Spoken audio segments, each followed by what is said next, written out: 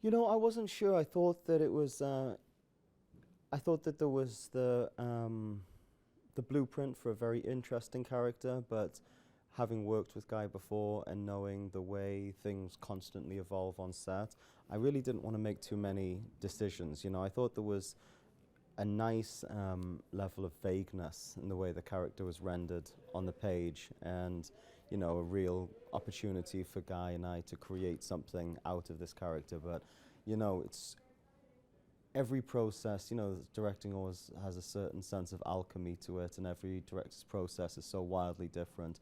And Guy's is very orientated to his impulse on the day, you know, and so it's essential to come in ready to play and explore for the first a couple of weeks while the character's being established, because that's when the lion's share of the work's going to be done.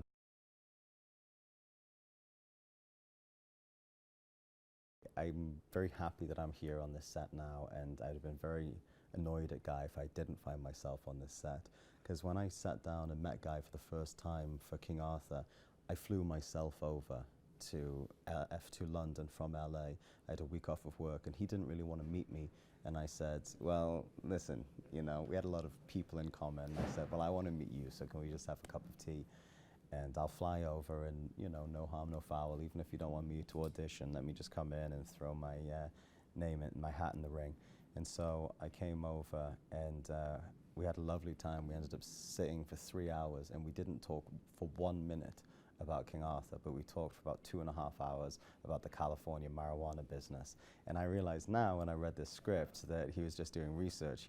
He realized I knew a little bit about this world just from being on the periphery of it and knowing people that, you know, were very involved in that world. And so I was a good research resource for him in the infancy of this project. So I felt, you know, I felt like I earned my place on this set from, you know, from sharing my knowledge about that world with him.